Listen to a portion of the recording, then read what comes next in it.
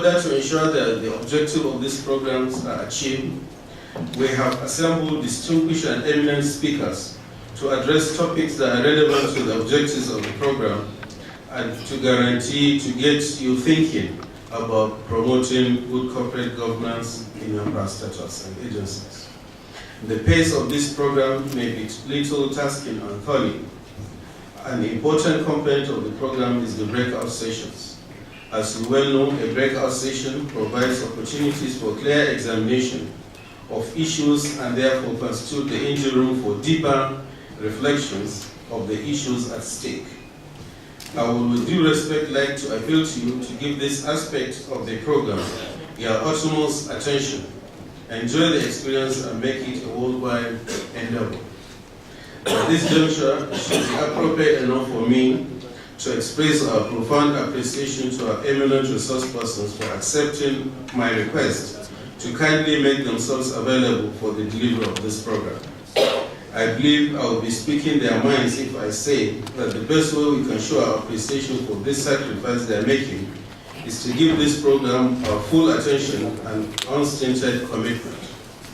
I am certain that nothing will make them feel better than to know that by the end of the day, we will have been able to promote good corporate governance in our parastatals, agencies, and offices.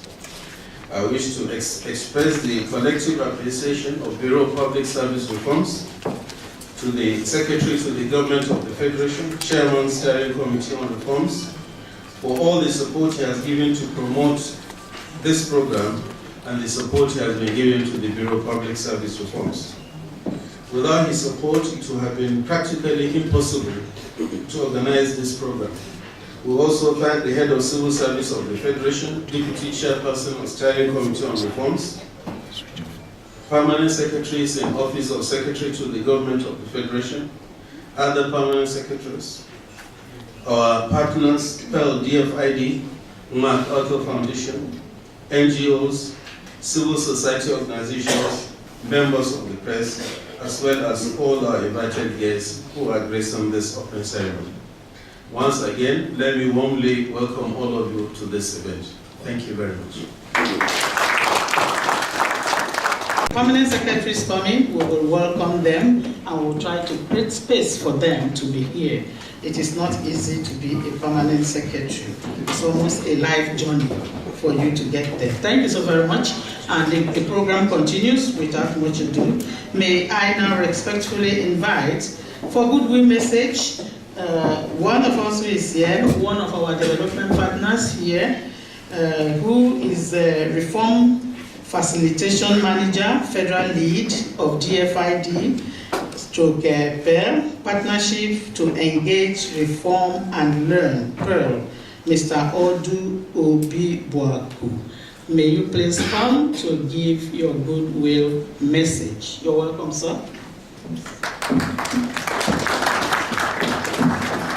Thanks very much.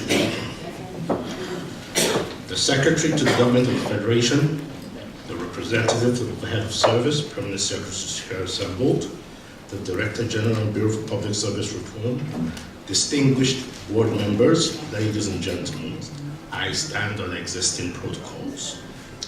DFID PERL is honored and privileged to be associated with and to support this important event.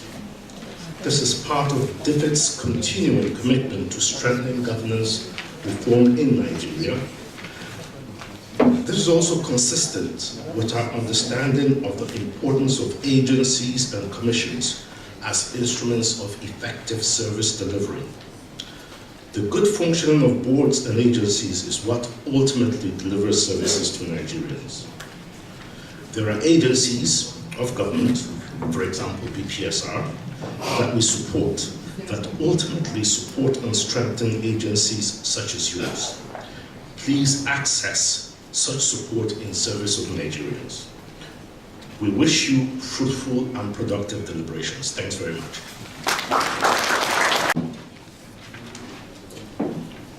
The Secretary to the Government of the Federation,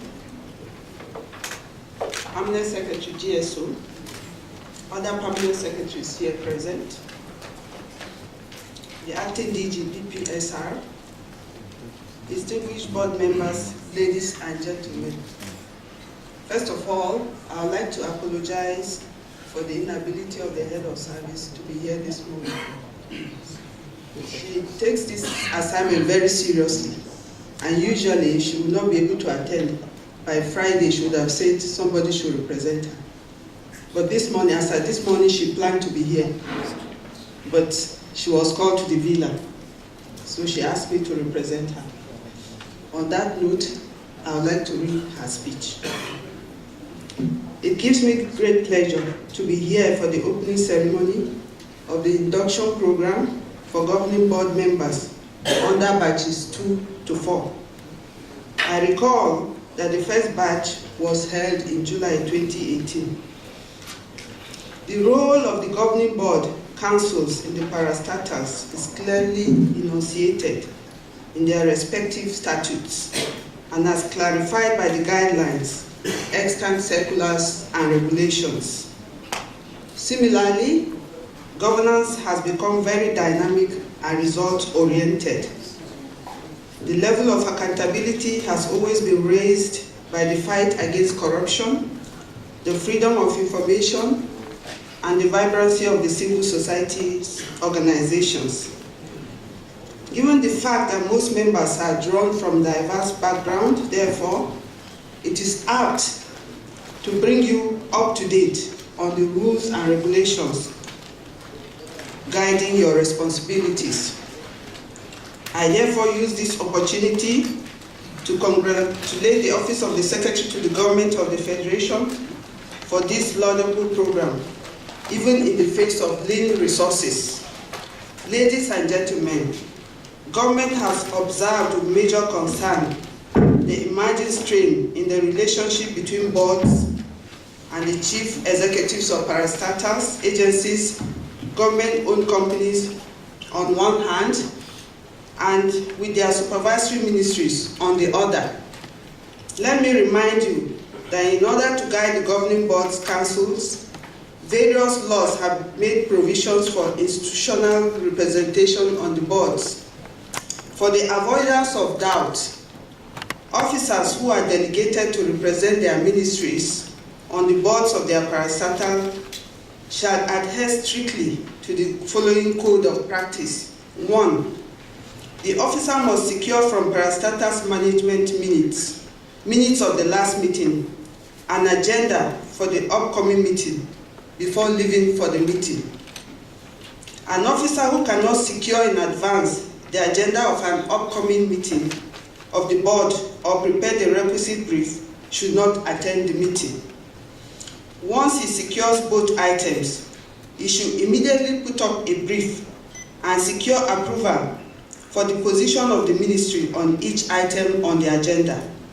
This way, at the meeting, he will be in a position to properly articulate the stand of the ministry on the respective issues as opposed to stating his own stand.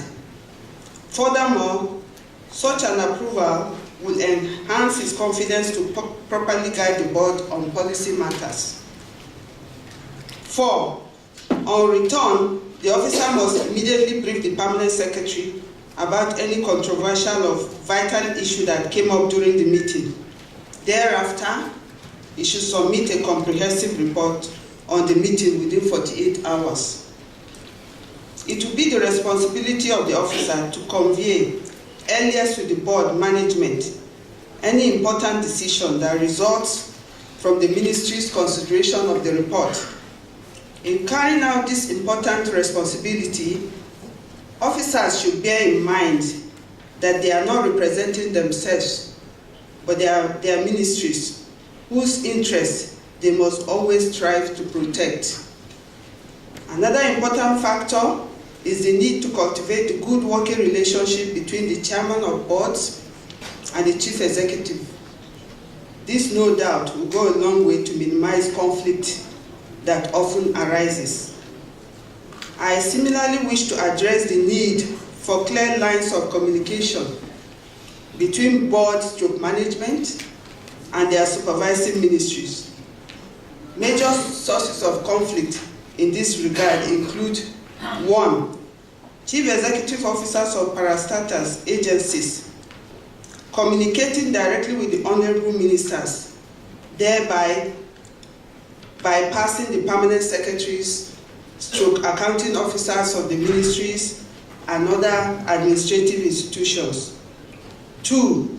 Chief Executive Officers of parastatals agencies, securing approvals directly from ministers without any input from the permanent secretaries and with no records in the ministry about such activities. 3. Chief Executive Officers of parastatals agencies communicate directly with honorable ministers without channeling through the permanent secretaries accounting officers, who are the official channels of communication as contained in the handbook on relationship between ministries and parastatals.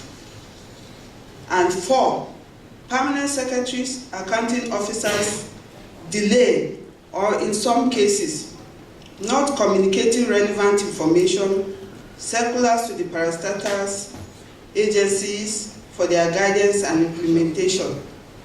In order to address this trend, which has seriously affected realistic policy development, coordination, and implementation in the public service, government hereby directs that all chief executive officers of parastatals agencies and those boards and their boards shall communicate with their supervising ministries through their permanent secretaries, who are the accounting officers.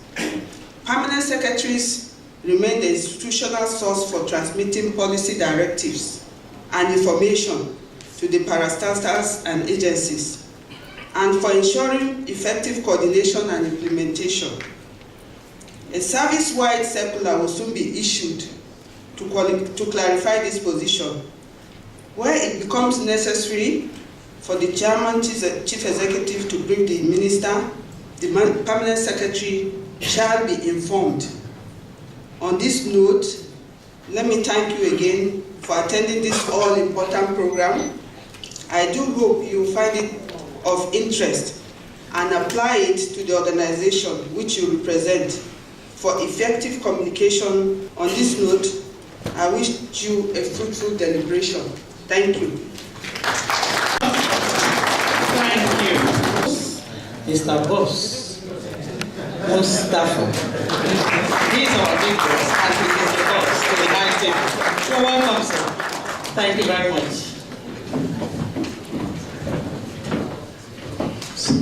Sit down, please.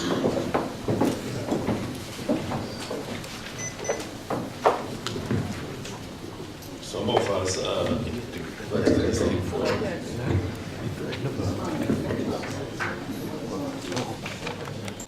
permanent secretaries here gathered, heads of agencies and chairmen of boards of parastatals, our development partners, distinguished ladies and gentlemen, good morning. Good morning, sir. I am particularly delighted to be with you this morning to deliver this keynote address to mark the commencement of the Induction program for governing boards of federal parastatals, including universities and medical centers. Your very impressive turnout is an indication of the importance you have attached to this program and your disposition to be better equipped for your responsibility as chairmen and members of governing boards of the respective organizations that we represent here today. Distinguished ladies and gentlemen, the inaugural edition of this program was held from the 26th to the 28th of July 2018. The chairman and members of board of the federal parastatals, as well as chief executives, found that program very educative and beneficial. The successes recorded from that program have promoted effective good corporate governance practices in the number of boards, that attended the program. However, it is rather unfortunate that one or two of the boards that attended the last program failed to understand their roles and responsibilities. I've been made to understand that a few more are having serious challenges. Government is determined not to be deterred, as we believe that the act of governance is continually evolving. Chairmen, members of boards, and chief executives must continue to learn how to work together within the law, rules, and regulations. This induction program is particularly important and coming at a time when the nation is poised at the critical juncture of a holistic transformation process that is heralding the entrenchment of good and purposeful governance in our country. This is built on three main goals, namely security, anti-corruption, and economic growth. As you are all aware, the public service remains the major service provider in Nigeria. It is the operating arm of the executive with the responsibility for implementing policies and programs that guarantee good governance. The public service is therefore the vehicle through which effective governance and democratic dividends are delivered to citizens. It is, however, hierarchical in structure, driving its direction from the foremost decision-making body in the Federation, that is the Federal Executive Council. It is this responsibility for specific tasks that inform the creation of ministries, departments, and agencies. Parastatals are subject-specific establishments created by statute to provide services, and they operate under the supervision of the presidency or a ministry. The roles of governing bodies or councils or boards, as the case may be, are prescribed by the statutes, guidelines, and extant circulars. I've directed that these documents be made available to you all during this retreat. I have similarly instructed that the following referral authorities be made available. 1, the public service rules. 2, financial regulations. 3, guide to administrative procedures in the public service. 4, the Public Procurement Act 2007. And 5, the Fiscal Responsibility Act 2007. And all other documents that will help you in the course of this retreat. Governing boards, councils headed by chairmen are stricto sensu to provide policy direction and implementation of programs and projects designed and funded for the achievement of the mandates of their parastatals. For the avoidance of doubt, their policies, projects, and programs must never be at variance with the overarching direction of government, and they must remain accountable to their supervisory ministries.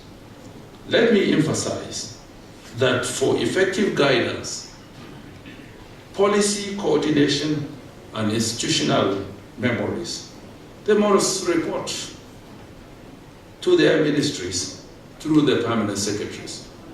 The ministers are the political heads. You write the ministers, they endorse it to the permanent secretaries. I run an office with about 5 permanent secretaries. Even if I'm sufficiently knowledgeable in the conduct of the document that comes before me, I minute it out to the appropriate permanent secretary for his input. Because there are issues that I have arisen that I'm not in any contextual position to be able to remember everything. But because they are the custodians of the records of the ministry, they make reference to it and report back to the minister for his eventual approval of the subject matter. So it is important that we take note of that. In the course of your interactions, I know you will speak more widely about these issues.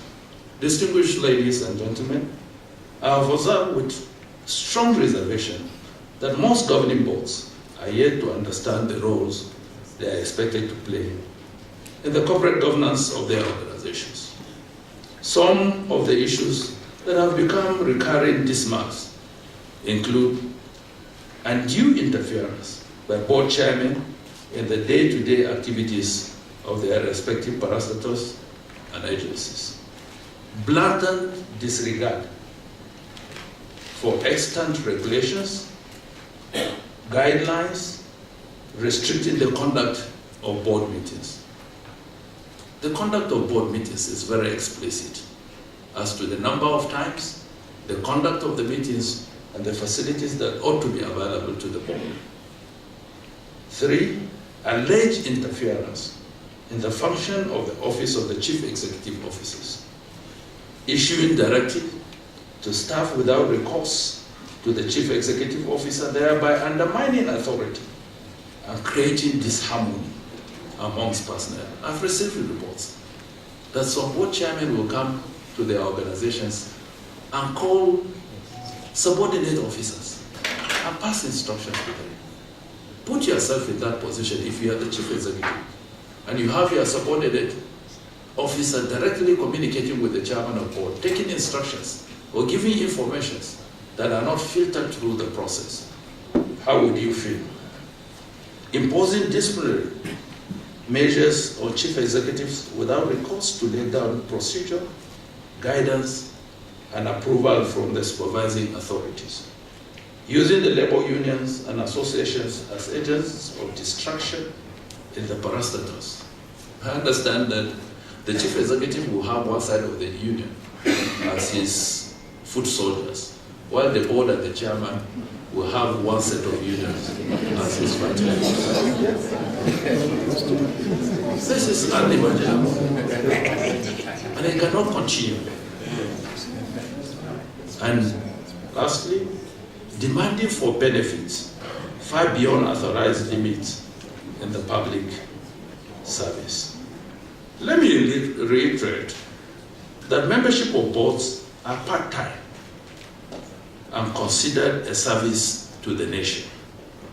It is also important to state that such service is a privilege, that among 180 million Nigerians, the president has found you competent, capable, and available to provide such a service to the nation, and is beckoning to you to provide that service. So you should consider it a privilege.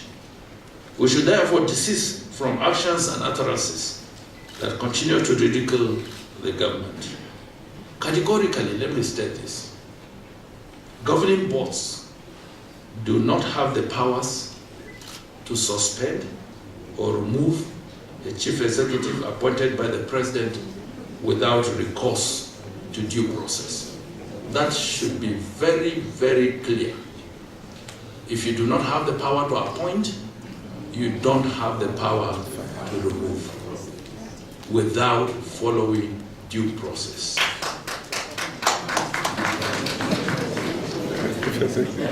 You may, however,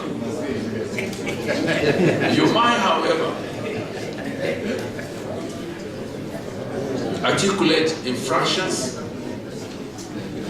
investigate wrongdoings, and make your recommendations to government through the supervisory ministries. Listen to me clearly. As a board, you have the responsibility to articulate infractions, to investigate wrongdoings, and make your recommendations to the government through your supervisory ministry. That is your responsibility as a board. And you ought to do that.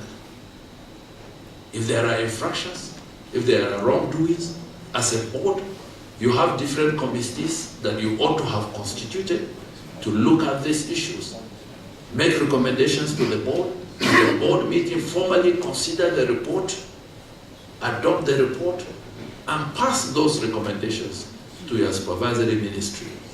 And the supervisory ministry would well be informed of the decisions and the course of actions that you have taken, so that we operate within the ambits of the law, policies, and regulations.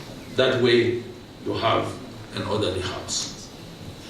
Distinguished ladies and gentlemen, let me at this juncture highlight the roles and the responsibility of governing boards as provided by some of the above mentioned referral authorities.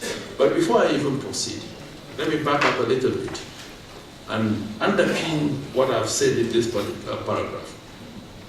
I assure you that Mr. President has been adequately briefed about some of the ongoings in different boards of parastatals, and I've received his instruction that if the issues become intractable and every reasonable effort at resolutions are not received and are not implemented, he has instructed that I have the leverage of recommending to him the removal of the chief executives and the dissolutions of the board. And I'll start soon.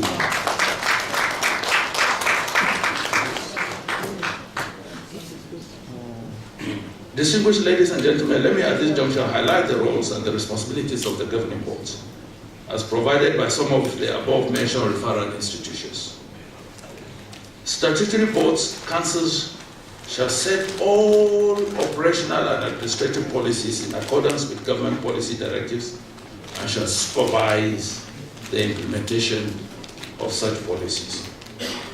A board shall not be involved directly in the day-to-day management of a parastatal or an agency. A minister exercises control of parastatals at policy level through the board of the parastatal only. The board must only operate as a part-time board in accordance with extant rules that forbids allocation of official quotas to members on a permanent basis, use of official vehicles by members on a permanent basis, and payment of extra court allowances for only overseas travels approved by the Office of the Secretary to the Government of the Federation and the supervising ministries. And no part-time member of the board shall be allowed to retain official vehicle for use on a part-time basis. On the other hand, the core functions of the Chief Executive Officer include the day-to-day administration of the organization, as well as providing strategic leadership for the management of the organization. The board shall in addition perform the following oversight responsibilities. Ensure that the federal government of Nigeria long-term interest is served. Work with the management to determine the organization's mission and long-term strategy. Promote sustainable and cost-efficient activities of the organization. Establish and promote the objective, business and integrity of the organization. Performance of management in achieving set objectives of the organization. Request appropriate reports from management. I've received reports that when chairmen or boards require or request for information, that some chief executives are in the habit of holding those informations. That ought not to be so.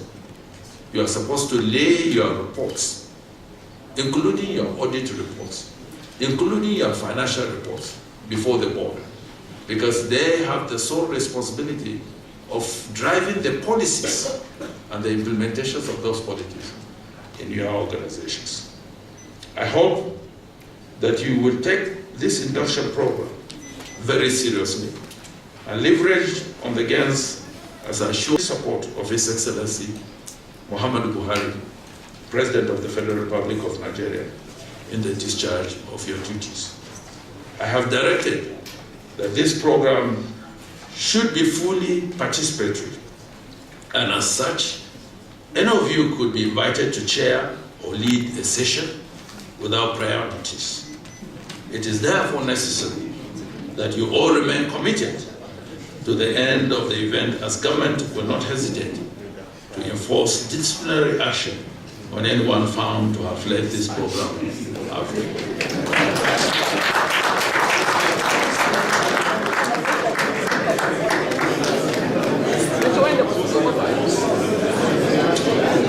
I would ask the the Acting Director General of the Bureau for Public Service Reform to supply to my office the complete attendance list on this induction. Because when we begin to see things happen in your organization, we'll be able to track whether you truly attended this meeting. And that will give us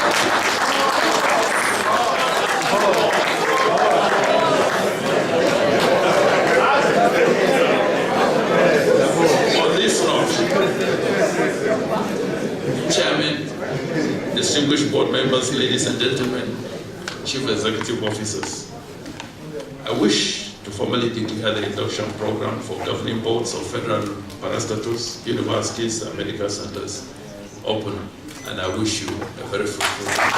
Thank you.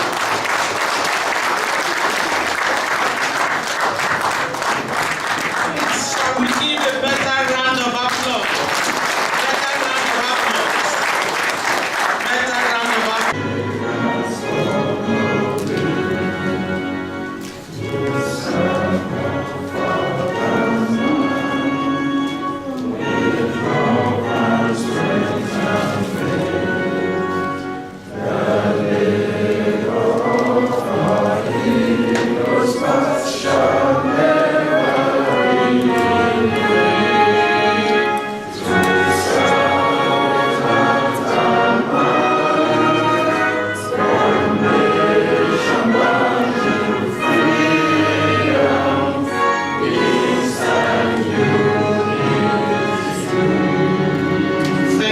So very much. I'm Philo Shodi.